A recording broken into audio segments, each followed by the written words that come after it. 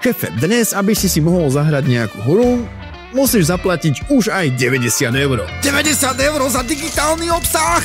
Ja ti hovorím, že za chvíľku si budú pýtať viacej než kamiony za svoje kurzy o zarábaní. Človek by si povedal, že OK, to je dosť, ale im nestačí. Horšie je, že potom od teba ťahajú ďalšie prachy. DLCčka, mikrotransakcie, subscription, lootboxy, Battle Pass, to single player hry. Veď ma nechajte hrať. Kellins, naposledy ti hovorím, neber moje meno nadarmo. Shit. Anyway, kamo normálne ťa odzadu a bez lásky požobrú o každé jedno to euro. A potom ťa mama naháňa po izbe s vibrátorom, lebo videla výpis z účtu jej kreditnej karty. Preto ťa dneska varujem pred top hrami, ktoré síce vyzerajú krásne, ale oprcajú tvoju peňaženku do druhého panenstva.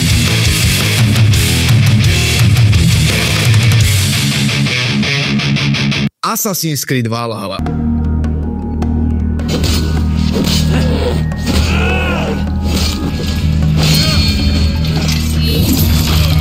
Bracho, nádherná hra.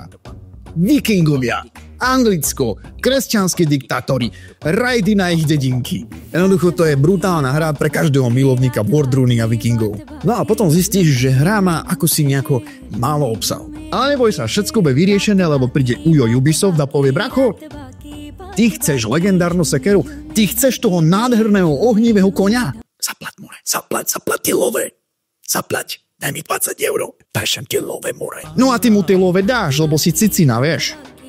A potom hráš a zistíš, že cool lokácie. Trošku prázdne, extrémne nudné, nenaplňujúce. A potom premýšľaš, že za čo som si to zaplatil? No a takto to teraz ide od ACčka k ACčku. Nehovoriac o Shadows. To je to isté. Kamarine, Assassin's Creed Shadows, Japonsko, samuraj, exotický samuraj, Japonsko a daj mi love za DLCčko. A majú aj pekný superstore, vieš, Battlefront 2. Alebo ako z teba spraviť otroka temnej strany. Opäť krásna hra, úžasné zvuky, tie prostredia, strelba, všetko, proste tie boje sú extrémne epické. No ale kto si pamätá, ako to bolo na začiatku, keď si chcel získať Dartha Vadera, hej? Okolo 60 hodín grindu? Alebo si môžeš zaplatiť a mať ho hneď, vieš? Reálne, oni ti dávali možnosť zaplatiť si to, aby si v tej hre strávil menej času. Len tým, že umelo natiahli hernú dobu grindovaním.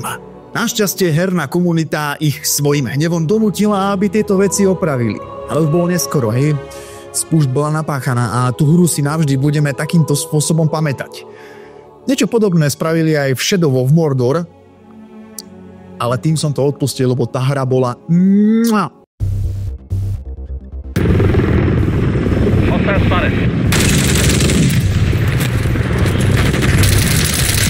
Call of Duty. Hra, ktorá sa kedysi brala extrémne vážne pre svoju vážnu tematiku, zaujímavý príbeh a celkovo ten flow tej hry, vieš. A potom prišlo Call of Duty Modern Warfare 2, potom Modern Warfare 3, a teda 2 DLCčko. Akože trojka, vieš. A ty namiesto toho, aby si proste kúpil kvalitnú brutálnu hru, kde si ešte môžeš zahrať s kamošmi multiplayer, dostaneš hru za 80 €, kde máš veľmi krátky príbeh. Čo sa týka trojky, tak extrémne krátky príbeh, extrémne krátku a odflaknutú kampaň. A keď chceš hrať multiplayer, tak predtým, než sa vôbec k nemu dostaneš, tak dostaneš asi 4 upozornenia pred zapnutím, že tam je nejaký superstore, kde si môžeš kúpiť brutálne skiny. No ale potom v gameplayi vidíš typka, ako tam beha za kačkom, skine Lilith z Diabla 4, alebo potom ešte niečo takéto.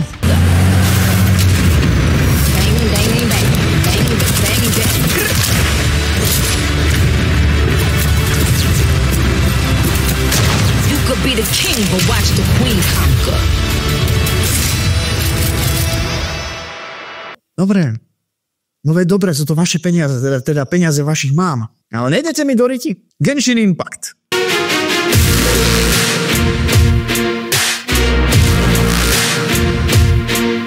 Osobne som to nikdy v živote nehral, pretože nejdem si nejak moc tú azijskú štilistiku a jedno s druhým, ale keď som počul, že si môžeš svoju postavu nahradiť nejakou peknou waifou, za tvoje ťažko zarobené eurá, tak potom premýšľaš, že či tá hra je pre hráčov alebo pre honičov. Schválne, hrá tu niekto z vás Genshin Impact?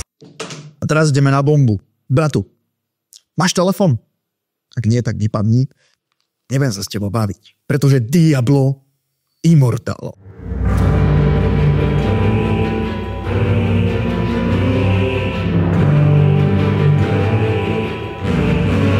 Pri ktorej musíš stráviť 40 rokov, aby si mohol naexpiť svoju postavu do takého levelu, aby bola, že 100%. Alebo si to cez tie ich 4 rôzne herné meny môžeš zaplatiť za toľko to.